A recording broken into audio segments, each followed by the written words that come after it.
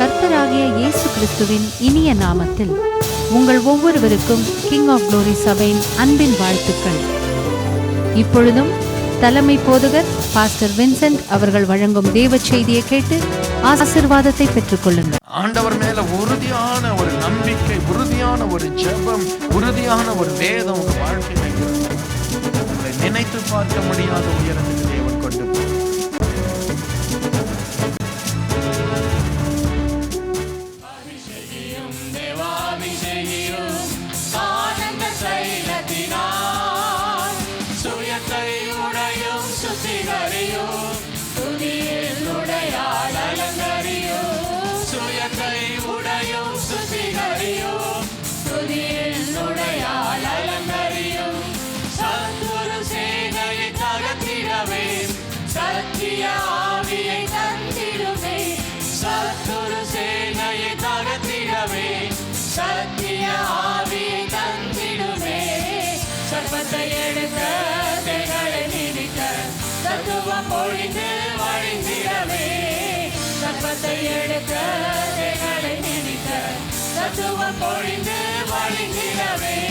அபிஷேகியும் தேவாபிஷேகியும் ஆனந்த தைலத்தினால் சுயத்தை உடையும் சுத்திகரியும் துதியில் நுழையால் அலங்கரியும் சுயத்தை உடையும் சுத்திகரியும் துதியில் நுழையால் அலங்கரியும் ஆவியின் வரங்கள் ஒன்பதையும் ஆவியின் கனிகள் ஒன்பதையும் ஆவியின் வரங்கள் ஒன்பதையும் ஆவியின் கனிகள் ஒன்பதையும் நொறுங்குண்டதும் நறுங்குண்டதும் நிறைவர இருதயம் தந்திடுமே நொறுங்குண்டதும் நறுங்குண்டதும் நிறைவர இருதயம் தந்திடுமே அபிஷேகியும் தேவாபிஷேகியும் ஆனந்த தைலத்தினால் சுயத்தை உடையும் சுத்திகரியும்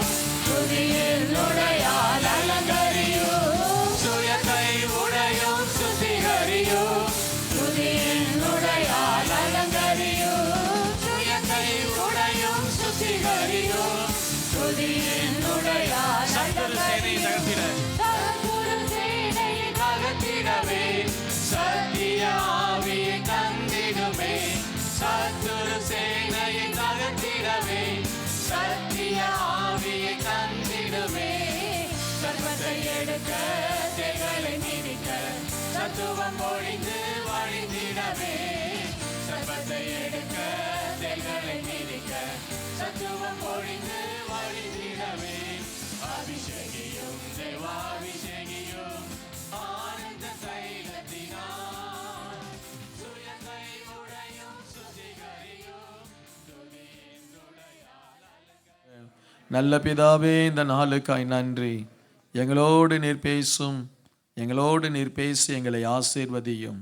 இயேசுவின் நாமத்தில் ஜெபிக்கிறேன் பிதாவே, ஆமேன் ஆமேன். God plus. இன்றைக்கு நான் உங்களோடு கூட பேச போகிற தேவ சத்தியம், நான் சமாதானத்தை குறித்து உங்களோடு கூட நான் பேச விரும்புகிறேன். சமாதானம், பிரைஸ் தி லார்ட்.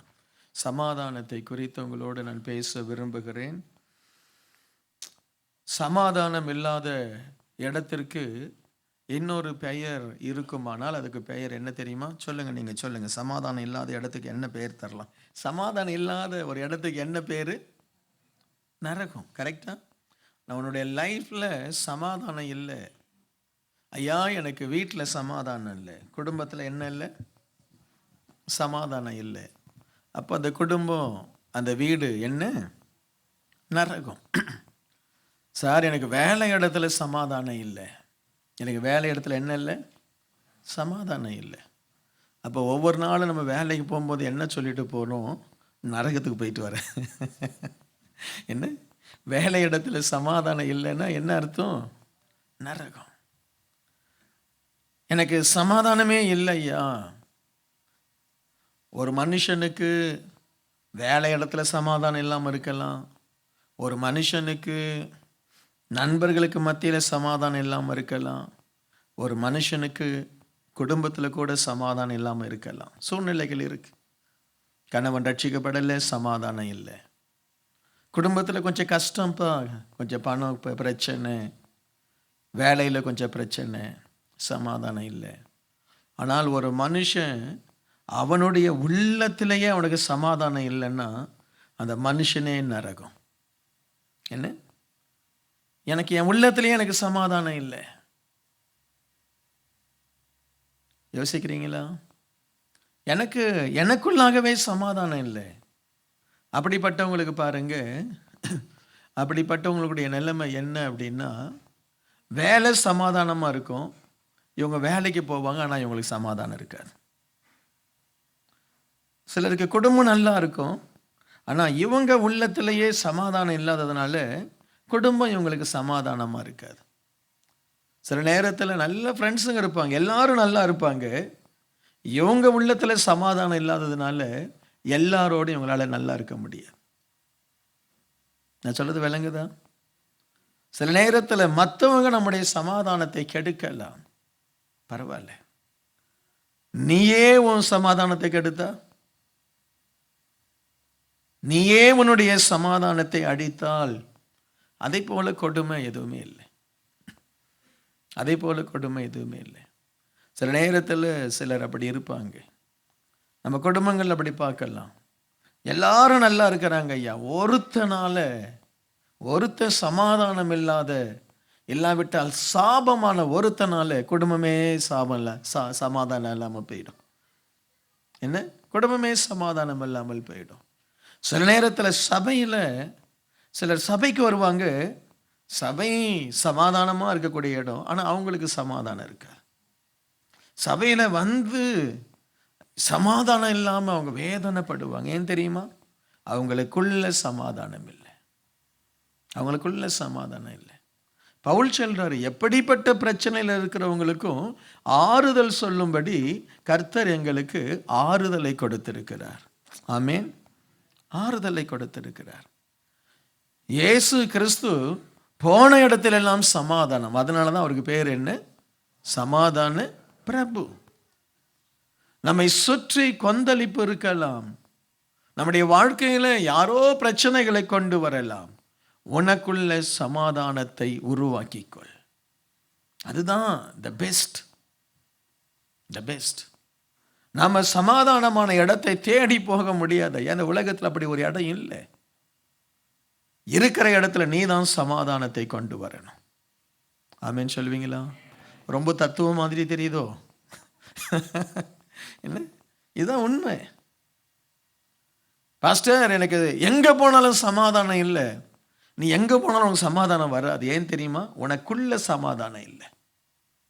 உனக்குள்ள என்ன இல்லை? சமாதானம் இல்லை. சமாதானம் இல்லாதவர்கள் எங்கு போனாலும் சமாதானத்தை பார்க்க மாட்டார்கள். பணம் நமக்கு சமாதானத்தை கொண்டு வர்றதில்லை. பணம் இருக்கிறவன் சமாதானம் இல்லாமல் துடிக்கிறான். பணம் இல்லாதவன் அன்னைக்கு ஒரு அற்புதமான ஒரு ஃபேஸ்புக்கில் சில நல்ல காரியம்லாம் வருது. ஒரு அற்புதமான ஒரு காட்சியை நான் பார்த்தேன். என்ன செய்கிறாங்க, இந்த ஸ்ட்ரீட்டில் ஒரு மனுஷன் படுத்து கிடக்கிறாரு.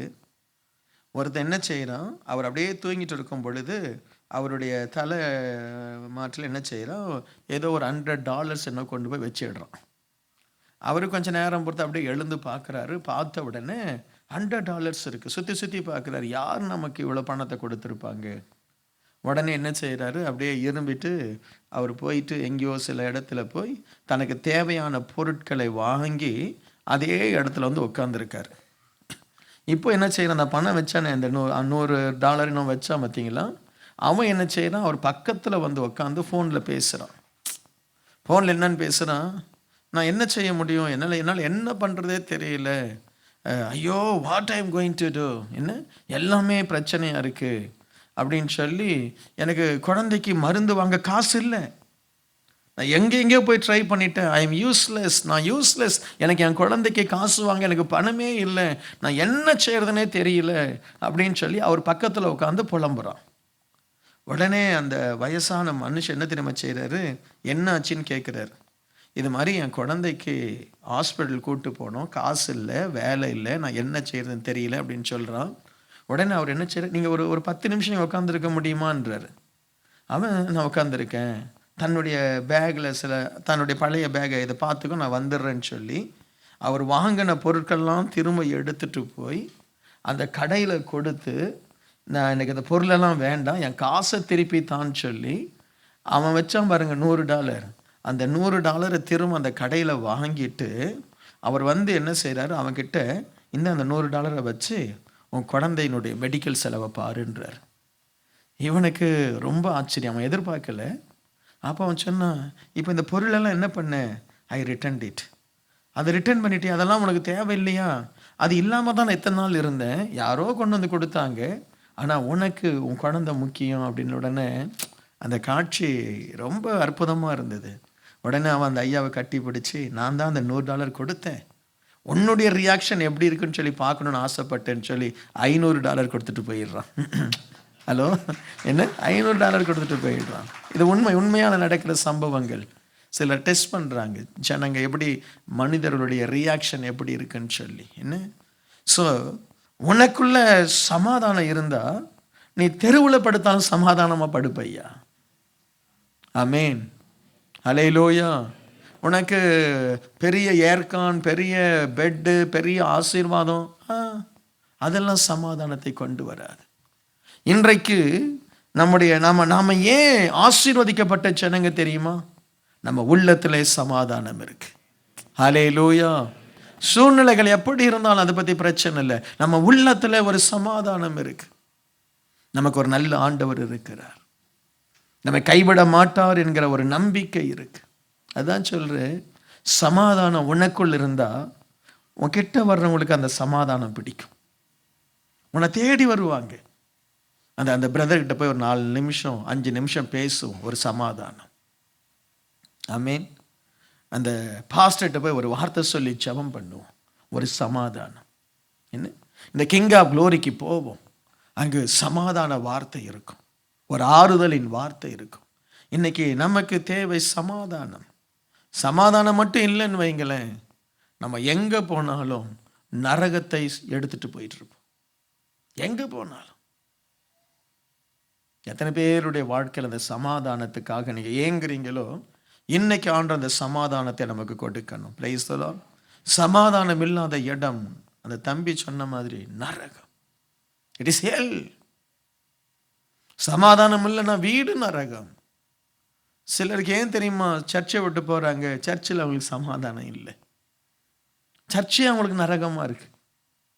என்ன, சர்ச்சே நரகமா இருக்கு. ஏன்? பிரச்சனை சர்ச்சில் இல்லை, பிரச்சனை அவங்களுக்குள்ள. சில நேரத்தில் ஏன் ஜனங்க விபரீதமாய் நடக்கிறாங்க? சமாதானத்தை இழந்ததுனால. கிறிஸ்து உங்களுக்குள் இருந்தால் சமாதானம் இருக்கும். ஆமீன். சில வசனங்களை நாம் பார்ப்போம், எப்படி நம்முடைய லைஃப்ல சமாதானத்தை நம்ம பெற்றுக்கொள்வது. யோவான் 14:27, சமாதானத்தை உங்களுக்கு வைத்து போகிறேன், என்னுடைய சமாதானத்தையே உங்களுக்கு கொடுக்கிறேன், உலகம் கொடுக்கிற பிரகாரம் நான் உங்களுக்கு கொடுக்கிறதில்லை, உங்கள் இருதயம் கலங்காமலும் பயப்படாமலும் இருப்பதாக. ஏசப்பா சொன்ன ஒரு அற்புதமான ஒரு வார்த்தை. எல்லாரும் சேர்ந்து வாசிப்போமா? சரியா? சமாதானத்தை உங்களுக்கு வைத்து போகிறேன், என்னுடைய சமாதானத்தையே உங்களுக்கு கொடுக்கிறேன், உலகம் கொடுக்கிற பிரகாரம் நான் உங்களுக்கு கொடுக்கிறதில்லை, உங்கள் இருதயம் கலங்காமலும் பயப்படாமலும் இருப்பதாக. எங்களுக்கு ஆண்டவர் கொடுத்திருக்கிற சமாதானம் எங்கள் இருதயத்தை கலங்கவும் பண்ணாது, பயப்படவும் பண்ணாது. யோவான் 14:27. எங்களுக்கு ஆண்டவர் கொடுத்திருக்கிற சமாதானம் எங்கள் இருதயத்தை பயப்படவும் பண்ணாது, கலங்கவும் பண்ணாது. அதுதான் சமாதானத்தினுடைய ஒரு பெரிய ஒரு வல்லமை. இயேசு கொடுக்கிற சமாதானம். நீ எதை குறித்தும் கலங்க மாட்ட, உனக்கு எந்த பிரச்சனை குறித்தும் பயம் இருக்காது. ஏனென்றால் இயேசு உனக்கு சமாதானத்தை கொடுத்திருக்கிறார். ஹல்லேலூயா. சில பிரச்சனை வரும் உன் மனசுல, அடித்தளத்தில் ஆண்டவர் சொல்லுவாரு, சமாதானமா இரு, நான் பார்த்துக்குவேன். அந்த சத்தம் கேட்குதா? அந்த சத்தம் கேட்குதா இருதயத்தில்? சில போராட்டங்கள் வரும், ஆண்டவரே ஏன் இந்த பிரச்சனை? அந்த ஜெப நேரத்தில் ஆண்டு சொல்ல, கலங்காம இரு, கொஞ்ச நேரம் வெயிட் பண்ணு, கொஞ்ச நாள், கொஞ்ச காலப்பாடு, டோன்ட் வரி, கொஞ்ச காலப்பாடு, உன் கண்ணீரை நான் காண்கிறேன். ஹல்லேலூயா. இயேசு ஒரு மனுஷனுடைய உள்ளத்தில் சமாதானத்தை கொடுத்தால் அந்த இடத்துல ஒரு தைரியம் இருக்கும், ஒரு நம்பிக்கை இருக்கும், தைரியம் இருக்கும். எல்லாவற்றையும் என் வாழ்க்கையில கர்த்தர் பார்த்துட்டு இருக்காரு. நான் கர்த்தருடைய பிள்ளை. கர்த்தரை தேடுகிறவர்களுக்கு சகலமும் என்ன நன்மைக்கு ஏதுவாய் நடக்கும். அந்த தைரியம் எத்தனை பேருக்கு இருக்கா? எல்லாம் நன்மைக்கு ஏதுவாக தான் நடக்கும். நன்மைக்கு ஏதுவாக தான் நடக்கும். எல்லாமே நன்மைக்கு ஏதுவாய் நடக்கும்.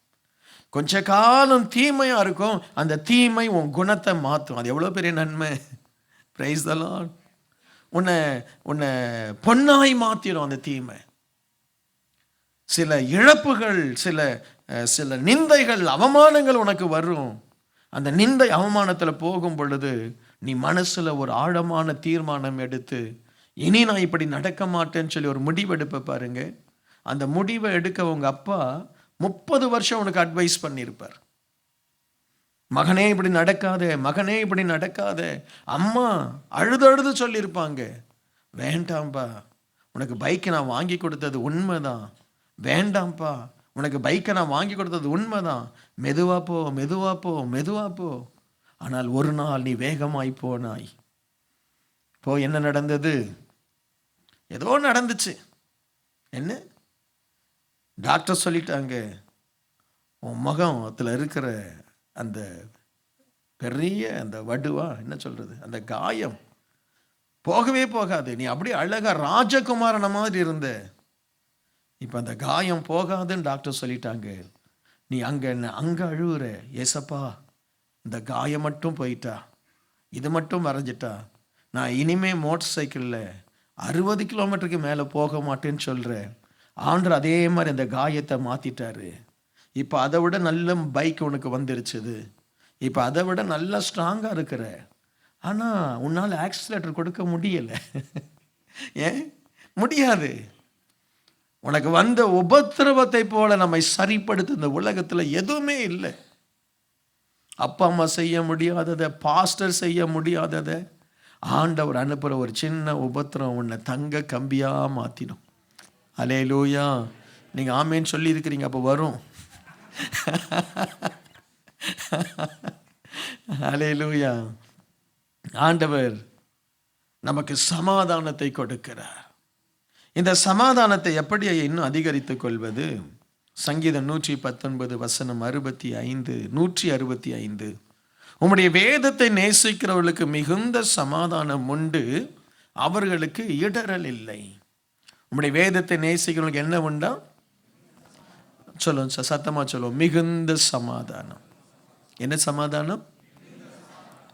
சமாதானம், மிகுந்த சமாதானம். ஆண்டவர் நம்ம கிட்ட எதிர்பார்க்கிற மிக முக்கியமான ஒன்று, தம்பி நீ வேதத்தை வாசி. என்ன? நீ வேதத்தை வாசி. மோசே மரித்த உடன் ஆண்டவர் யோசுவாவை பார்த்து சொல்றாரு, இரவும் பகலும் என் வேதத்தை வாசித்துரு, மோசையோடு இருந்ததை போல் நான் உன் கூட இருப்பேன். ஆமீன். நீ கால் வைக்கிற இடத்த நான் உனக்கு தந்துடுவேன். பூமியில நீ உயிரோடு இருக்கும் நாளெல்லாம் ஒருவனும் உன்னை எதிர்த்து நிற்பதில்லை. மோசே கூட இந்த அதிகாரம் கொடுக்கப்படலை, ஆனால் யோசுவாக்கு கொடுக்கப்பட்டது. மோசையை நிறைய பேர் எதிர்த்தாங்க. நீங்க வேதத்துல வாசித்தீங்கன்னா யோசுவா கூட இருந்த ஒருத்தனும் யோசுவாவை எதிர்க்கல. மோசேயை அவனுடைய சகோதரன் அவனை ஏளனம் பண்ணினான், சகோதரி ஏளனம் பண்ணினாள். அந்த அபிராம் தாத்தான் என்கிற கூட்டங்கள் விரோதமாக எழுந்தாங்க. அப்ப சபை மக்கள் கல்லை எடுத்துக்கிட்டாங்க. ஆனால் ஆண்டவர் சொல்றாரு, யோசுவாவே நீ உயிரோடு இருக்க நாளெல்லாம் ஒருவன் என்ன செய்வதில்லை, உன்னை எதிர்த்து நிற்பதில்லை.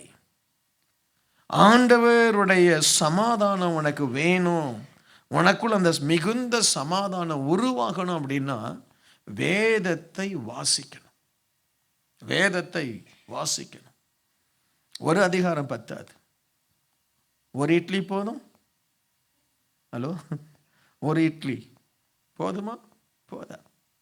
நம்ம இந்தியர்கள் சாப்பிட்றது என்ன அருமையான சாப்பாடு! என்ன முதல்ல நீங்கள் இந்த பிராமின்ஸ் கடையில் போய் சாப்பிட்டு பாருங்கள். முதல்ல ஒரு பருப்பு, ஒரு ரைஸ், அப்படியே ஒரு ஸ்பூனில் அப்படியே அவன் அந்த ஸ்பூன் அள்ளியெல்லாம் ஊற்ற மாட்டான். அது அப்படி பண்ணால் அதில் அந்த நெய் ஒரு சொட்டோ 2 சொட்டோ அப்படி நெய் வரும். என்ன அதை வச்சு பழஞ்சு முதல்ல என்ன சாதம்? நெய் சாதம். ஏமா கரெக்டாமா? மெதில் பருப்பு சாதம், பருப்பு சாதம். அதுக்கப்புறம் திரும்ப குவி, நம்ம என்ன திரும்ப குவிச்சு, அதுக்கப்புறம் சாம்பார் சாதம். என்ன அதுக்கப்புறம் திரும்ப நம்ம ஆட்கள் எல்லாம் சாதம். அதுக்கப்புறம் கொஞ்சம் ஏதாவது சுண்டல் இல்லாட்டா வேற ஏதாவது ஒரு இந்த சுண்டல் தானே, ஒரு சுண்டல், என்னது வத்தல். கரெக்டாக நம்ம தான் சாப்பிட்டு இருக்கிறோமே வத்தல். அந்த வத்தல் குழம்பு முடிஞ்ச உடனே அடுத்து என்ன வரும்? ரசமா இல்லை அந்த மோர் குழம்பா? ரசம், அது வரும். அதுக்கப்புறம் மோர். அதுக்கப்புறம் ஏதாவது இருக்கா எனக்கு தெரியல, பாயாசம் வரும். இது சாப்பிட்றதுக்கு மட்டும் இத்தனை வேணும் நமக்கு. பிரைஸ் எல்லாம். ஆனால் ஒரு அதிகாரம் மிகுந்த சமாதானம் வருமா ஐயா? ஆண்டவருடைய வசனம் சொல்லுது, உம்முடைய வேதத்தை நேசிக்கிறவர்களுக்கு மிகுந்த சமாதானம் உண்டு. வேதத்தை தூக்குகிறவர்களுக்கு அல்ல, வேதத்தை நேசிக்கிறவர்களுக்கு. Read the Bible. அதிகாரமாய் வாசிங்க. அதிகாரமா வாசிங்க. ஒரு அதிகாரம் பத்தாது. பக்கத்தில் கையை பிடிச்சி சொல்லுங்க, இட் இஸ் நாட் சஃபிஷியன்ட். சொல்லுங்க, இப்போ கையை பிடிச்சி சொல்லுங்க, இட் இஸ் நாட் சஃபிஷியன்ட். ஒரு அதிகாரம். இதை இப்படி சொல்றது அர்த்தம் என்ன? வெக்கமா இல்லை உனக்கு?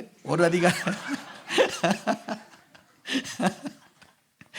இது இப்போ இனிமே கை கொடுத்தீங்க அவன் கோவப்பட்டுருவான். வெக்கமான இட்லி 10 இட்லி சாப்பிடுற ஒரு அதிகாரம். No chance. மினிமம் ஒரு தேவ பிள்ளை 3 அதிகாரமாவது வாசிக்கணும். மினிமம் 3 அதிகாரம். என்ன சுவிசேஷத்தில் ஏசாமியை குறித்து டெய்லி வாசிக்கணும். அவர்தான் நம்முடைய ரட்சகர். அவருடைய குணம் நமக்குள்ள வரணும்னா அவரை பற்றி டெய்லி வாசிக்கணும். ஆமென். ஒரு நீதிமொழிகள் வாசிங்க. நீதிமொழிகளோ இல்லாட்டா நான் நீதிமொழிகளில் சொல்கிறேன், ஏன்னா அதில் வாசித்தா ஞானம் வரும், புத்தி வரும். நமக்கு அதுதானே பற்றாக்குறை. புத்தி வரும், ஞானம் வரும், விவேகம் வரும். என்ன நீதிமொழிகள் ஒரு அதிகாரம் வாசிங்க. உங்களுக்கு பிடிச்ச சங்கீதம் இல்லாட்டால் ஆதியாகமத்திலேருந்து ஏதாவது ஒரு அதிகாரம் வாசிங்க. குறைஞ்சது ஒரு 3 அதிகாரம் 5 அதிகாரம் வாசிங்க. ஒருவேளை நீங்கள் இப்படியெல்லாம் வாசிக்க உங்களுக்கு விருப்பம் இல்லைன்னா ஒவ்வொரு புக்கை எடுத்து வாசிங்க. ஒரு புஸ்தக ஆதியாகமத்தை ஒரு 5 நாளில் முடியுங்க, இல்லை ஒரு 10 நாளில் முடிச்சிருங்க ஆதியாகமத்தை. ஒவ்வொரு புக்கை அப்படியே மடன்னு படிங்க. படித்து புக் கொலைசேர் எடுத்தீங்கன்னா ஒரே நாளில் முடிச்சிடு. கொலைசேருக்கு 1 வாரம் எடுக்காது. சரியா? 1 வாரம் எடுக்காது. 1 கொரிந்தியரா 2 நாளில் முடிச்சிடு. 2 கொரிந்தியரா 2 நாளில் முடிச்சிடு. ரோமர் 3 நாளில் முடி. சரியா? ரோமர் ஒவ்வொரு அதிகாரத்துலையும் ரஃபா எத்தனை அதிகாரம் இருக்குன்னு சொல்லி நமக்கு தெரிஞ்சுக்கணும். Praise the lord. அல்லேலூயா. எபேசியர் 1 நாள். அப்படி படிச்சினா கர்த்தர் உனக்கு சமாதானத்தை கொடுப்பார். சாதாரண சமாதானம் இல்லை, மிகுந்த சமாதானம். அதில் ஆண்டவர் என்ன தெரியுமா சொல்றாரு? அந்த சமாதானம் வரும் பொழுது அவர்களுக்கு இடறல் இல்லை. நீ வேதத்தை வாசிச்சா நீ இடற மாட்டே, தப்பா போக மாட்டேன்னு அர்த்தம். ஆமென். தப்பு பண்ண மாட்டேன். ஒரு பையன் நல்லா தன்னுடைய புஸ்தகத்தை வாசித்து வைத்திருந்தால் கேட்கிற கேள்விக்கெல்லாம் பதில் தெரியும். நீ வேதத்தை வாசித்திருந்தால் வாழ்க்கையில் வர உன் பிரச்சனைகளுக்கெல்லாம் உனக்கு பதில் தெரியும். ஆமென். நான் சொல்றது விளங்குதா? என்ன பிரச்சனை வந்தாலும் அதுக்கு உனக்கு பதில் தெரியும். இவங்க இப்படி சொல்றாங்க, இப்படி நாம செய்தோம்னா இந்த பிரச்சனை வந்துடும், இதை இப்படி தான் ஹேண்டில் பண்ணணும். எல்லா பிரச்சனைகளுக்கும் பதில் வேதத்தை வாசிக்கிறவங்கக்கிட்ட தான் இருக்கும். எல்லாத்தையும் ஹேண்டில் பண்ணலாம். You know the answer. I mean இடரல் வராது. உனக்கு வசனம் தெரியுது, உன்னை யாராவது வந்து தப்பான ஒரு ஒரு தீர்க்க தரிசனம் சொன்னாலும் உனக்கு வசனம் தெரியும். நீ சொல்லுவே, இல்லை நான் ஜெபம் பண்ணுறேன். யாராவது வந்து உனக்கு தவறான ஒரு போதனையை சொன்னாலும் உனக்கு வசனம் தெரியும். உனக்கு ஆண்டவர் அந்த வசனத்தை டக்கு டக்குன்னு மனசில் காண்பிப்பார். நான் பிரசங்கம் பண்ணும் பொழுதே உங்கள் மனசில் வசனங்கள் கோர்வைப்படும். அந்த காலத்தில் நாங்கள் பிரசங்கம் பண்ணும் பொழுதே நான் அப்படி பண்ணியிருக்கிறேன். ஒரு பாஸ்டர் அப்போ இந்த பாஸ்டருங்க பிரசங்கம் பண்ணுறதுனா ஒரு ஸ்டைலில் பண்ணுவாங்க. அவர் ஒரு வசனத்தை பிரசங்கம் பண்ணாலும் அடுத்த வசனம் என்ன நம்ம கண்டுபிடிச்சிடலாம். அப்படி முடியும் தானே? உங்களுக்கு தெரியாதா? இதெல்லாம் தெரியல, சரி, உங்களுக்கு தெரியாது, விட்டுடும். அப்படி இப்போ என்ன சொல்கிறது, சில நேரத்தில் உத்தமனை குறித்து அவர் பேசுகிறாருன்னு வைங்களேன். உத்தமனுக்கு கர்த்தர் துணை அப்படின்னா அவர் யோசேப்பை சொன்னால் அடுத்து எங்கே தான் வருவார்னு நினைப்போம். ஒன்று தானியலுக்கு வருவார், இல்லைன்னா வேற யாவது ஒரு ஊழியக்காரனுக்கு வருவாருன்னு சொல்லி நம்ம முன்னாடியே திங்க் பண்ணுவோம். அதை போல் நம்ம மனசுலையே யாராவது உங்ககிட்ட வந்து பேசினாலே வசனம் உனக்கு வழிகாட்டிடும். இந்த மனுஷன் சரியில்லை, உன் மனசில் ஓடும். உனக்கு டக்குன்னு அவங்கள எண்ணம் கண்டு கொள்ளும்படியாய் ஒரு ஸ்பிரிட் உனக்கு வரும், உன் மனசில் வரும். ஏன்? நீ வசனத்தை வாசிக்கிற. அல்லேலூயா. அவருடைய வசனத்தை வாசிக்கிறவர்களுக்கு மிகுந்த சமாதானம் உண்டு. அந்த சங்கீதம் 37:11 வாசிக்கிறேன், கேளுங்க. சாந்த குணமுள்ளவர்கள் பூமியை சுதந்தரித்து மிகுந்த சமாதானத்தினால் மனமகிழ்ச்சியாய் இருப்பார்கள். வசனத்தை நேசிச்சா உனக்கு சாந்த குணம் வந்துடும். ஆமென். சாந்தமா பதில் சொல்வீங்க. ஒரு மனுஷன் நல்ல பைபிளை வாசிக்கிறாரு, ஒரு அம்மா நல்ல பைபிளை வாசிக்கிறாங்க, அந்த வசனத்தை தியானம் பண்றாங்க அப்படின்னா அவங்கள அறியாமலே அவங்களுக்குள்ள ஒரு சாந்தம் இருக்கும். இருக்கா? வரணும். அது வரலைன்னா நீங்க தெரியல எனக்கு. வேதத்தை வாசிக்க வாசிக்க வசனம் சொல்லுது, நிதானமாய் பேசுகிற இடத்தில் ராஜா பிரியமா இருப்பார். அந்த வசனத்தை வாசித்தோம்னா மனசுல டெபாசிட் ஆகிடும். யாராவது ஏதாவது நம்மகிட்ட ஏதாவது பேசினா நம்ம நிதானமாய் பதில் கொடுப்போம். ஆமென். சாந்தமா இரு. இயேசு சாந்தம் உள்ளவர். அந்த வசனம் உன்னை சாந்தமாய் மாற்றும். ஆமென். நீ சாந்தம் உள்ளவர்கள் பூமியை சுதந்தரிப்பார்கள். சமாதானம் பண்ணுகிறவர்கள் பாக்கியவான்கள். அப்போ நம்மளை அறியாமலே வசனத்தை வாசிக்கும் பொழுது ஆண்டவர் ஒரு சாந்த குணத்தை கொடுப்பார். ஒரு சாந்த குணம். அந்த குணம் நமக்குள்ள வரணும். அப்போதான் சமாதானம். சாந்த குணம் இருக்கிறவர்கள் சமாதானத்திற்குரிய அடையாளம். உனக்குள்ள சாந்த குணம் இருந்தா நீ சமாதானம் பண்ற ஒரு மனுஷன் அர்த்தம். 2 பேருக்கு பிரச்சனை. உடனே இவர் சொன்னார், நான் உன் தீர்த்து வைக்கிறேன் உன் பிரச்சனையை. கூப்பிட்டு 2 பேர் பேசிட்டு இருக்கும்போது இவர் டென்ஷன் ஆயிட்டார். சமாதானத்தை நான் உனக்கு சமாதானம் பண்ணி வைக்கிறேன்பான்னு சொல்லி 2 பேரை கூப்பிட்டு அவங்க பேச பேச இவர் டென்ஷன் ஆகி 2 பேரையும் ஓங்க. அப்போ அது அர்த்தம், அது என்ன? அது சமாதானம் பண்றவங்களா இல்லை. இப்போ நமக்கு அப்படிதான் ஒரு சமாதானம் பண்ற ஆளு சாந்த குணம் உள்ளவனா இருக்கணும். கேட்கணும். இருக்கிறதே பெரிய பிரச்சனை என்ன தெரியுமா? சிலர் மென்டலா பாதிக்கப்பட்டு வருவாங்க. இது பாதி மென்டல். எங்கிட்டலாம் வரும் பாருங்க, சொன்னதையே 10 முறை திருப்பி சொல்லுவாங்க. நாங்கள் அப்படியாம்மா இப்போதான் சொன்னோமா, வேற சொல்லு. இப்போதான் அதை சொல்லி முடிச்சு அடுத்த கதைக்கு வா பாஸ்டர். இதை நீங்கள் இந்த ஆட்களை இந்த சாட்சி சொல்லும் போது கூட நம்ம கண்டுபிடிக்கலாம்.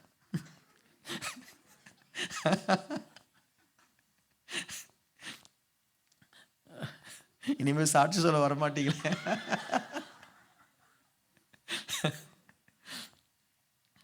சாந்த குணம் இருந்ததுன்னா நீ சமாதானம் பண்றவங்க. உங்களுக்கு ஏன் சாந்த குணம் வருது? நீ வேதத்தை வாசிக்கிற. அல்லேலூயா. வேதத்தை வாசிக்கிறவங்க அப்படிதான் இருப்பாங்க. ஏன் அப்படி இருப்பாங்களாம்? சங்கீதம் 37:31 சொல்லுது, அவனுடைய தேவன் அருளிய வேதம் அவன் இருதயத்தில் இருக்கிறது, அவன் நடைகள் ஒன்றும் பிசகுவதில்லை. Price the Lord. அந்த இடறுவதில்லை என்று சொன்ன பார்த்தீங்களா?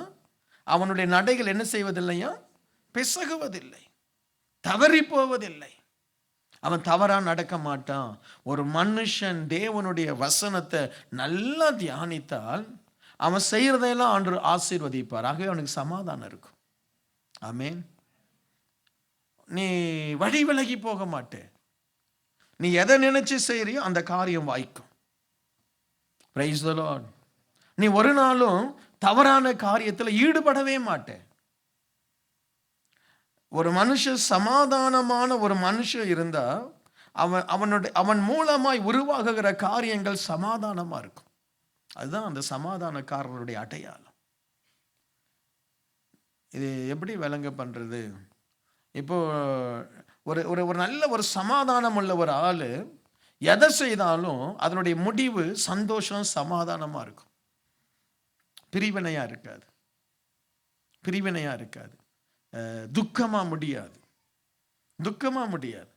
ஒரு குடும்பத்தில் போய் சமாதானம் பண்ண அந்த குடும்பம் இணைஞ்சிடணும், அன்பாயிடணும், அன்பாயிடணும்.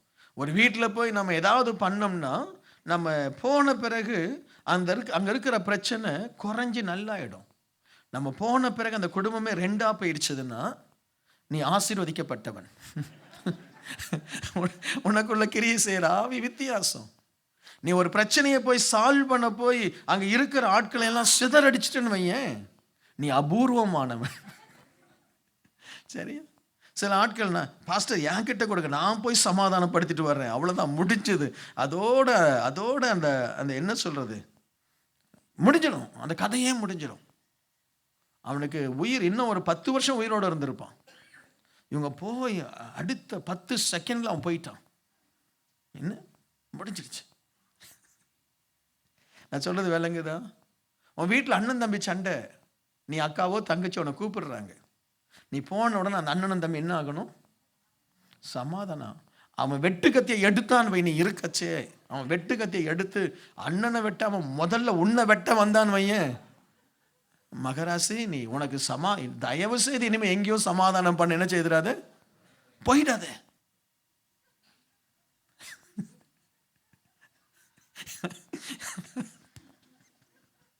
நான் சொல்றது விளங்குதா? விளங்குதா? சமாதானம் பண்ற ஆவி இல்லாம நம்ம சமாதானம் பண்ண முடியாது. Price the Lord. வேதத்தை வாசிக்கிற, தேவனுடைய வசனத்தை வாசித்து அந்த சமாதான ஆவியை நீ பெறலைன்னா நீ போகிற இடம் எல்லாமே பிரச்சனை, பிரிவினை, போராட்டம், போராட்டம். அதான் சொன்னேன், உனக்குள் சமாதானத்தின் ஆவி இருக்கணும். அல்லேலூயா. உனக்குள்ள சமாதானம் இருக்கணும். உன்னை ஒரு குடும்பத்துக்கு கல்யாணம் பண்ணி அனுப்புறாங்க, நீ போன உடனே அந்த குடும்பம் நாளா பிரிஞ்சிருச்சு அப்படின்னா அவ்வளவுதான். என்ன, நம்ம சபையில் இருக்கிற பிள்ளைகள் சமாதானத்தின் பிள்ளைகளா இருக்கணும். ஐயா அந்த அந்த பொண்ணை கல்யாணம் பண்ணி கொண்டு வந்தோம், குடும்பத்தையே இணைச்சிட்டா பிரதர், குடும்பத்தையே இணைச்சிட்டா. எங்க குடும்பத்தில் எங்களுடைய 2வது அண்ணி, அவங்க இப்போ கல்பாக்கம் சர்ச்சில் பாஸ்டர், என்னுடைய அண்ணன் சார்ஜ், அவங்களுடைய மனைவி பாருங்க, அவங்க கல்யாணம் காலையில் முடிஞ்சது, சாயங்காலத்துக்குள்ள எல்லாருக்கிட்டையும் பழகிட்டாங்க.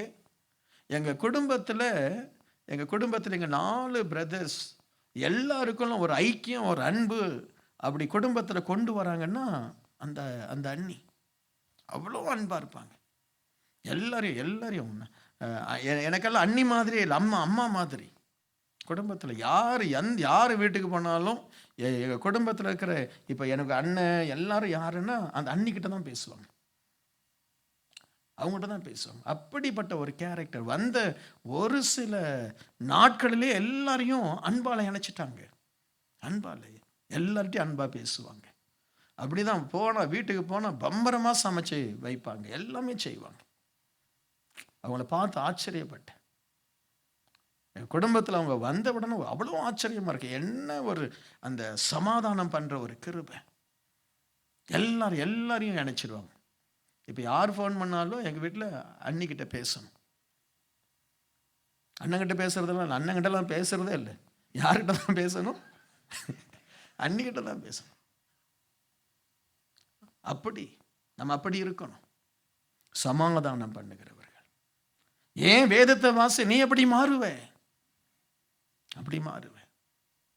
நீ போனாலும் எல்லாரும் ஒதுங்கி போயிடுறாங்க. என்கிட்ட அண்ணன் பேசுறதில்ல, என்கிட்ட அவர் பேசுறதில்ல, இவர் பேசுறதில்ல.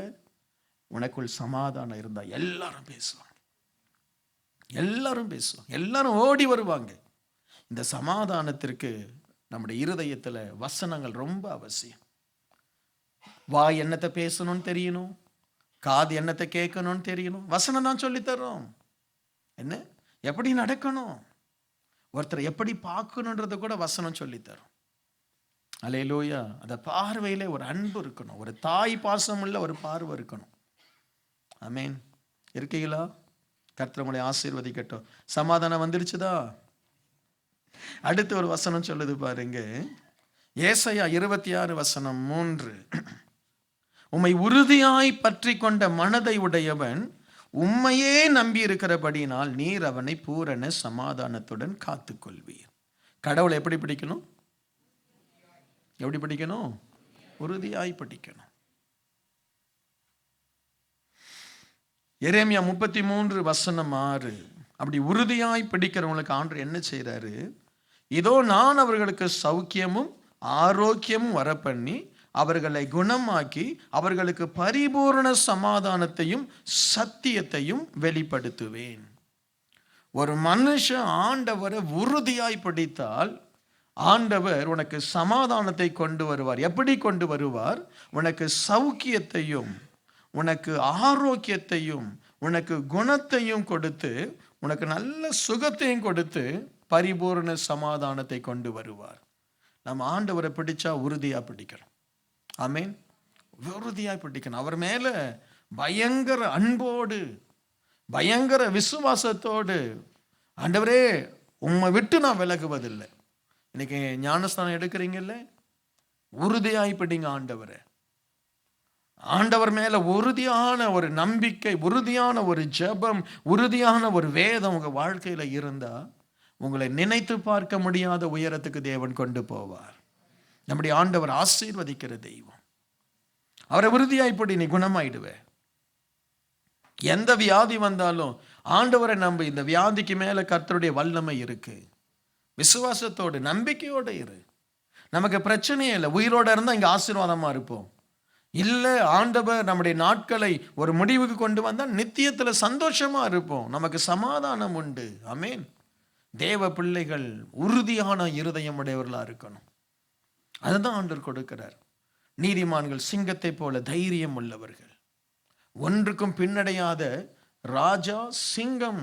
ஆண்டவர் அப்படி வசனத்தை சொல்றாருன்னு நம்ம ஆண்டவரை உறுதியாய் பற்றி கொண்டால் ஆண்டவர் உனக்கு ஆரோக்கியத்தை கொண்டு வருவது மட்டுமல்ல, உன்னை ஒரு சிங்கத்தை போல மாற்றுவார், ஒரு ராஜாவை போல மாற்றுவார். உன்னுடைய வேலை இடத்துல உன்னை உறுதிப்படுத்துவார். உன்னுடைய குடும்பத்துல உன்னை ஒரு நல்ல இடத்துல ஆணியாக உன்னை கடாவுவேன் என்று ஆண்டவர் வேதம் சொல்றார். தாவீதின் திறவுகோலை உன் கையிலே நான் கொடுப்பேன்.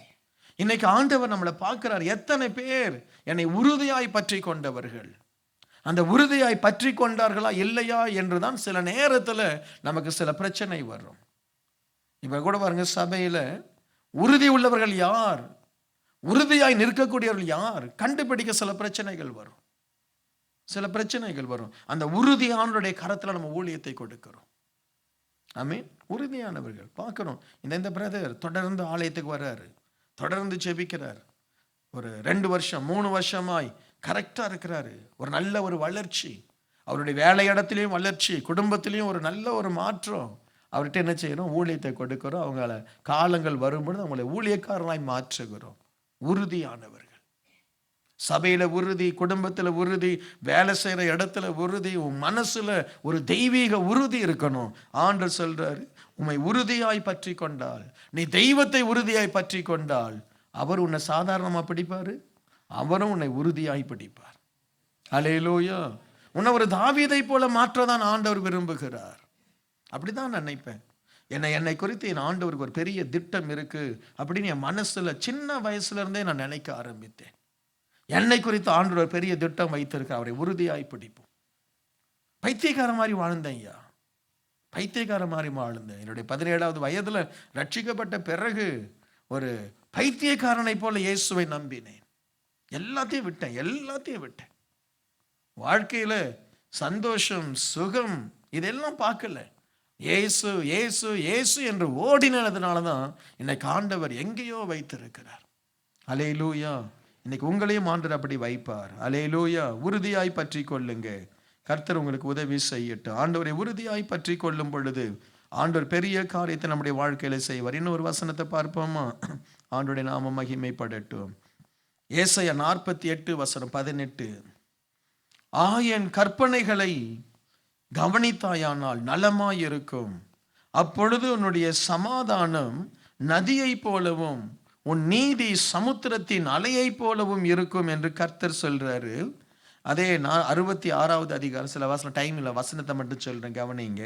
66:12 கர்த்தர் சொல்லுகிறது என்னவென்றால், இதோ நான் சமாதானத்தை ஒரு நதியை போலவும் ஜாதிகளின் மகிமையை புரண்டு ஓடுகிற ஆற்றை போலவும் அவளிடமாக பாயும்படி செய்கிறேன்.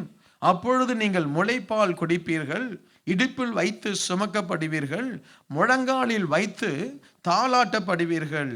ஏசாயா 54:13 சொல்லுகிறது, உன் பிள்ளைகள் எல்லாரும் கர்த்தரால் போதிக்கப்பட்டிருப்பார்கள், உன் பிள்ளைகளுடைய சமாதானம் பெரிதாயிருக்கும். அல்லேலூயா. 14வது வசனம் சொல்லுது, நீதியினால் ஸ்திரப்பட்டிருப்பாய், கொடுமைக்கு தூரமாவாய், பயமில்லாதிருப்பாய், திகிலுக்கு தூரமாயிருப்பாய், அது உன்னை அணுகாது. ஏன் தெரியுமா? தேவனுடைய கற்பனைகளை கவனிக்கணும். வசனத்தை வாசிப்பது ஒரு புறம், ஆண்டவர் இந்த வசனத்தின் மூலமாய் எனக்கு என்ன கட்டளையிடுகிறார், இந்த வசனத்தின் மூலமாய் ஆண்டவர் நான் எப்படி வாழணும்னு எதிர்பார்க்கிறார், நான் எப்படி பேசணும்னு எதிர்பார்க்கிறார். இந்த வசனத்தின் மூலமாய் ஆண்டவர் என்னை ஒரு ஊழியக்காரனாய் மாற விரும்புகிறாரா, இல்லை ஒரு சபையோடு இணைந்து வேலை செய்து கொண்டே ஒரு சபையோடு இணைந்து ஊழியத்தை தாங்க சொல்லுகிறாரா, இல்லை என்னை ஒரு நல்ல ஒரு கம்பெனி ஆரம்பிக்க சொல்றாரா, இல்லை என்னை ஆண்டவர் என்ன செய்ய வைக்கிறார், நான் என்ன செய்யணும் அப்படின்னு சொல்லி உனக்குன்னு ஒரு கற்பனை இருக்கு, ஒரு பிரமாணம் இருக்கு. அதை வசனத்தை வாசித்து வாசித்து கண்டுபிடிக்கணும், வாசிக்கணும், ஜெபிக்கணும், கண்டுபிடிக்கணும். உன்னை ஆண்டவர் அந்த ரைட் ட்ராக்ல வச்சுட்டாருன்னா உன்னுடைய சமாதான நதியை போல இருக்கும். இன்னைக்கு ஏன் தெரியுமா சிலருக்கு சமாதானம் இல்லை? ஊழியம் செய்யறவன் வேலை செய்யறான், வேலை செய்யறவன் ஊழியம் செய்யறான், சமாதானம் இல்லை. நான் சொல்றது விளங்குதா? கம்பெனி ஆரம்பிக்க வேண்டியவன் ஏதோ ஒரு கம்பெனியில் வேலை செய்துட்டு இருக்கிறான், கம்பெனியில் வேலை செய்கிறவன் கம்பெனி ஆரம்பிச்சுட்டு எல்லாத்தையும் இழந்து போய் உட்காந்து கிடக்கிறான். ஆமீன். இன்னொன்று சொல்லட்டுமா? இந்தியாவில் இருக்க வேண்டியவன் சிங்கப்பூர்ல இருக்கிறான். நீ சிங்கப்பூருக்கு வந்திருக்க வேண்டிய அவசியமே இல்லை, நீ இந்தியாவில் இருந்திருக்கணும். நீ ஏதோ ஒரு ஆசையில் காரியத்தை மாத்திட்ட, சமாதானம் இல்லாமல் இருக்க. ஆமேன், ஆமேன். எது முக்கியமோ அந்த முக்கியத்தை நீ திறந்துட்ட. ஆமேன். சிலருக்கு குடும்பம் தான் முக்கியம், நீ குடும்பத்தை விட்டுட்டு ஊழியத்துக்கு வந்துட்ட. சிலருக்கு ஊழியம் தான் முக்கியம், நீ ஊழியத்தை பார்க்கல, குடும்பத்தை பார்க்கிற. ஹலோ, இந்த பிரமாணம் கஷ்டம், இந்த பிரமாணம் கஷ்டம். பிரதர், உங்க மேல நதி அளவு சமாதானம் பாயுதா? உன் பிள்ளைகள் போதிக்கப்பட்டிருக்கிறாங்களா?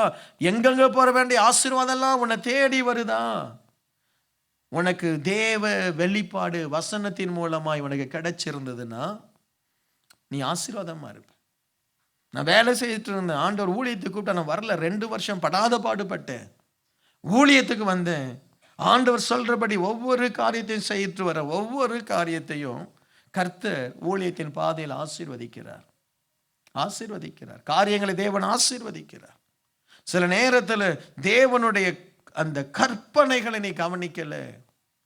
என்னோட லைஃப்ல எனக்கு ஒரு கற்பனை இருக்கு, நான் இப்படி தான் நடக்கணும், இப்படி தான் நான் பேசணும், இப்படி தான் நான் செய்யணும், இதுக்கு மேலே இந்த பவுண்டரியை நான் கடந்து போக மாட்டேன், இதுக்கு மேலே என் எல்லையை நான் தாண்ட மாட்டேன். எனக்கு நான் என்னை ஒரு நுகத்துக்கு உட்படுத்தி இருக்கிறேன். யார்கிட்ட பேசினாலும் இதுதான் என்னுடைய அளவு, இதுக்கு மேல நான் போயிடக்கூடாது. எதை செய்தாலும் இதுதான் என்னோட அளவு. நான் காணிக்க கொடுக்க கூட பயப்படுவேன், தெரியுமா பிரதர்?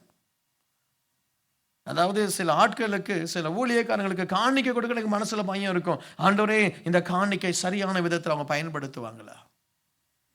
ஜனங்களுடைய கஷ்ட காணிக்கை எடுத்து ஒரு இஷ்டம் போல வாழ்ற ஒரு மனுஷனுக்கு நான் காணிக்கை கொடுத்துடலாமா? எனக்கு ஒரு பிரமாணம் இருக்குது, அவங்கள பற்றி கேட்கணும், அவங்கள பற்றி புரிஞ்சுக்கணும். $100 $50 கொடுக்கறத பற்றி சொல்லலை. சில நேரத்தில் சில பாஸ்டர் எனக்கு சர்ச்சு கட்டி கொடுக்கணும்னு சொல்லுவாங்க. 1 லட்சம் அவங்களுக்கு அனுப்பணும், சில நேரத்தில் 2 லட்சம் அனுப்பணும். ஆனால் அவங்க எப்படிப்பட்டவங்க? அவங்க எப்படிப்பட்டவங்க? நமக்கு ஒரு பிரமாணம் இருக்கணும். கொடுக்க யாருக்கு கொடுக்கணுமோ அவங்களுக்கு நான் கொடுக்காம போயிட்டா என் மேல எனக்கு பிரச்சனை ஆயிடும். ஆமென். ஊழியத்தில் ஒரு பிரமாணம் இருக்கு. யாரை ஊழியத்தில் உயர்த்தணும், யாரை உயர்த்தக்கூடாது. இன்னைக்கு உயர்த்திட்டோம்னா நாளைக்கு அவன் பிரச்சனை பண்ணுவான். அவன் மேல ஆண்டவருடைய அபிஷேகம் இல்லை. இன்னைக்கு நல்லவனா இருக்கிறான், நாளைக்கு அவன் நல்ல பாம்பு, நமக்கு தெரியாது. ஆமென். இன்னைக்கு வித்தியாசமா நடக்கிறான், நாளைக்கு அவன் ஒரு உன்னதமான தேவ மனுஷன், நமக்கு தெரியாது. என்ன எத்தனை பேரை நான் பார்த்துருக்கிறேன். ஒரு நாள் அவங்க ரொம்ப மோசமான மாதிரி இருப்பாங்க, சும்மா வருவாங்க, எங்கேயோ உட்காந்துட்டு இருப்பாங்க. ஒரு அபிஷேகம் போதும், அவங்கள தேவன் பவுலை போல மாற்றிடுவார். சில சர்ச்சிலே இருப்பாங்க, அவங்களுக்குள்ள நல்ல சுவாபங்கள் உருவாகிறதே இல்லை. அவங்கள கொஞ்சம் தூக்கி வச்சா பாம்பா மாறிடுறாங்க, கேயாசியா மாறிடுறாங்க, அனனியாவா மாறிடுறாங்க. என்ன? ஆகவே எங்களுக்கு பிரமாணம் இருக்கு. அந்த பிரமாணத்தினால்தான் நாங்கள் சந்தோஷமாகவும் இருக்கிறோம், காயமும் படுறோம். காயமும் படுத்துவாங்க, காயமும் படுத்துவாங்க. ஆனால் நாங்கள் பிரமாணம் உள்ளவர்கள். அல்லேலூயா, பிரமாணம் உள்ளவர்கள். இன்றைக்கு ஆண்டவர் உனக்கு சமாதானத்தை கொடுக்கணும். நான் முன்பு சொன்னதை போல சொல்றேன், சமாதானம் மட்டும் உள்ளத்துல இல்லை அப்படின்னா, நீ எந்த சமாதானம் உள்ள 100 பேர் இருந்தாலும் நீ சமாதானமா இருக்க மாட்டே. நீ சமாதானமா இருக்க மாட்டே. இன்றைக்கு நம்முடைய சமாதான காரணர் இயேசு. சிலுவையில் இயேசுவை நீங்கள் சந்தித்தால் பாருங்க, அடி மிதி எல்லாம் வாங்கிட்டு அவர் சிலுவையில் சமாதானமாய் தொங்கி மற்றவனை பார்க்கிறார். ஐயோ இவன் நரகத்துக்கு போக போறான், ஐயோ இவன் சாபத்தில் போகிறானே, அவனை பார்த்து ஆண்டவரே மன்னி என்றாரு. அந்த நிலைமையிலும் ஒரு மனுஷன் தொங்கி கொண்டிருக்கிறவனுக்கு சமாதானம் கொடுக்கிறார். என்ன? அவன் சொல்றான், சுவாமி நம்முடைய ராஜ்யத்தில் வரும்போது என்னை நினைத்தருளும். உடனே அவனுக்கு சமாதானம் வருது. இன்னொருத்தனுக்கு சமாதானம் வரல. இந்த ஆலயத்தில் வந்திருக்கிற உனக்கு சமாதானத்தோடு நீ போகணும். நிறைய பேர் ஆலயத்துக்கு வருவாங்க, சமாதானத்தோடு போக மாட்டாங்க, எரிச்சலோடு போவாங்க, இல்லாவிட்டால் கோபத்தோடு போவாங்க, இல்லாவிட்டால் எதையோ பேசிட்டு போவாங்க.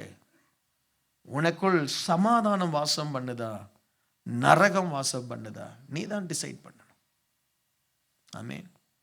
ஆனால் தேவனுடைய ஆலயத்தில் சமாதானத்தை தேவன் கொடுக்க விரும்புகிறார். பரிசுத்த ஆவியானவர் உனக்கு சமாதானத்தை கொடுக்க விரும்புகிறார். நாம மட்டும் சிலுவையை உண்மையாய் தரிசித்தால் இந்த இரவே நமக்கு சமாதானத்தை ஆண்டவர் கொடுப்பார். நீ எங்க போனாலும் சமாதானமா இருக்கலாம். சிங்கத்தின் கெபியில நீ சமாதானமா இருக்கலாம், அக்கினி ஜுவாலை நடுவிலும் சமாதானமா இருக்கலாம். அல்லேலூயா. ராஜாவா இருக்கிறான் சவுல், சமாதானமா இருக்க முடியல. ராஜா தாவீது அங்கங்க அலைஞ்சுக்கிட்டு ஆண்டவரை துதித்து அவன் பாடிக்கொண்டிருக்கிறான். ராஜாவா இருக்கக்கூடிய சவுலுக்கு சமாதானம் இல்லை. காரணம், அவனை சுற்றி ஆசீர்வாதம் இருந்தது, அவன் உள்ளத்துல எரிச்சலின் ஆவி இருந்தது. Price the Lord. சமாதானத்தை தேடுங்க, எப்பொழுதும் சமாதானமா இருக்க கற்றுக்கொள்ளுங்க. உங்களை மனுஷங்க குத்துறாங்களா, வேதனைப்படக்கூடாது, சமாதானத்தை காத்துக்கொள்ளணும். Price the Lord. மனுஷங்க உங்களை தூற்றுறாங்களா, வேதனைப்படக்கூடாது, சமாதானத்தை காத்துக்கொள்ளணும். அல்லேலூயா. இந்த ஊழியத்தின் பாதையில எவ்வளவோ துன்பங்கள் துயரங்கள் வரும், ஆனால் சமாதானத்தோடு தான் ஒவ்வொரு நாளும் நிற்பேன். எவ்வளவு பிரச்சனை, எவ்வளவு சாட்டையடி, எவ்வளவு ஏமாற்றம் வந்தாலும் எப்பொழுதும் நான் ஆண்டவருடைய சன்னிதானத்தில் சொல்றேன். சிலரெல்லாம் கேட்பாங்க, பாஸ்டர் நீங்கள் எப்படி இருக்கீங்க, நல்லா இருக்கீங்களா, எப்படி இருக்கீங்க, உங்களுக்கு எதுவும் ஆகிடக்கூடாது அப்படிலாம், நான் ஏதாவது ஆகிடுவேன்னு நினச்சி கேட்பாங்க. என் தலையில் இடியே விழுந்தாலும் இடிக்கு தான் ஏதாவது ஆகும். நான் சமாதானமாக தான் இருப்பேன். எனக்கு எதை குறிச்சோம் எல்லாவற்றையும் ஆண்டோடைய சமூகத்தில் கொடுத்துட்டு சமாதானமாக உட்காந்துருப்பேன். நிச்சயமா எனக்கு கவலைகள் வரும், அடுத்த நிமிஷமே சுவாமி நீங்கள் பார்த்துக்குங்க, அவ்வளோதான் அவ்வளோதான், நீங்கள் பார்த்துக்குங்க. நான் அவமானப்படணுன்றது உங்களுடைய சித்தமா? ஸ்தோத்திரம். ஆண்டவரே நான் கண்ணீர் வடிக்கணும்னு உங்களுடைய சித்தமா?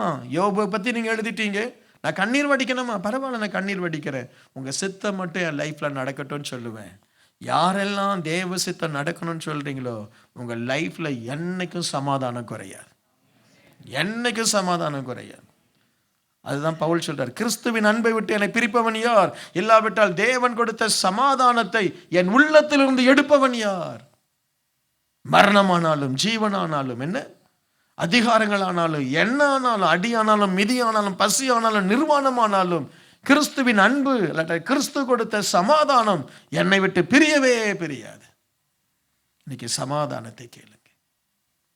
பாவம் இருந்தால் சமாதானம் இருக்காது. பாவத்துக்கும் சமாதானத்துக்கும் சம்பந்தமே கிடையாது. ஆமென். யார் மேலேயோ மன்னிக்க முடியலன்னா சமாதானம் இருக்காது. எரிச்சல் இருந்தால் சமாதானம் இருக்காது. கோபம் இருந்தால் சமாதானம் இருக்காது. வஞ்சகமான இருதயம் இருந்தால் சமாதானம் இருக்காது. நம்ம பேதைகளாக இருந்தால் தேவன் சமாதானத்தை கொடுத்துருவார். ஹல்லேலூயா. கபடற்றவனாக இருந்தால் சமாதானம் வந்துடும். சிலருக்கு ரொம்ப கபடம் இருக்கும், ரொம்ப கபடம், அவங்க அப்படி என்னென்னமோ யோசிப்பாங்க. சரியா? கபடமற்று இருந்தால் சமாதானம் வந்துடும். ஹல்லேலூயா. ஆமேன். கர்த்தர் உங்களை ஆசீர்வதிக்கட்டும். அப்படியே எழுந்து நின்று நம்ம ஆண்டவரை ஸ்தோத்தரித்து, ஆண்டவரே எனக்கு சமாதானத்தை கொடுங்கன்னு சொல்லி ஜெபிப்பீங்களா? அப்படியே எல்லாரும் ஆண்டவருடைய முகத்தை பார்த்து, சுவாமி எனக்கு சமாதானத்தை தாரும் ஆண்டவரேன்னு சொல்லி கேட்போமா? சமாதானம் தருகிறவர் இயேசு. உனக்குள்ள சமாதானம் இருக்கணும். நான் என்னுடைய சமாதானத்தையே உங்களுக்கு தருகிறேன். உலகம் கொடுக்கிறபடி நான் உனக்கு தரலன்னு ஆண்டவர் சொல்றாரு. வெள்ளியும் பொன்னும் சமாதானத்தை கொண்டு வராது. புகழும் மேன்மையும் சமாதானத்தை கொண்டு வராது. இயேசு கொடுக்கிற சமாதானம். மரண இருளின் பள்ளத்தாக்கில் போனால் அங்கே சமாதானம் இருக்கும். தனிமையில் இருந்தால் அங்கே ஒரு சமாதானம் இருக்கும். கண்ணீரின் பள்ளத்தாக்கில் நடந்தாலும் ஒரு சமாதானம் இருக்கும். ஏசப்பா எனக்கு சமாதானத்தை தாங்க சொல்லி ஜெபம் பண்ணுவீங்களா? சொல்லி ஜெபம் பண்ணுவீங்களா? ஹல்லேலூயா. ஸ்தோத்திரம் ஆண்டவரே, ஸ்தோத்திரம் ஆண்டவரே. உம்மை நோக்கி பார்க்கின்றேன்,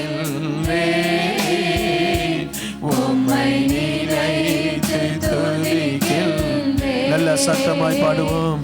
உம்மை நோக்கி பார்க்கின்றேன், உம்மை நினைத்து துதிக்கின்றேன். கண்ணின் மணி போல், கண்ணில் மணி போல என்னை காக்கின்றீர். கண்ணில் மணி போல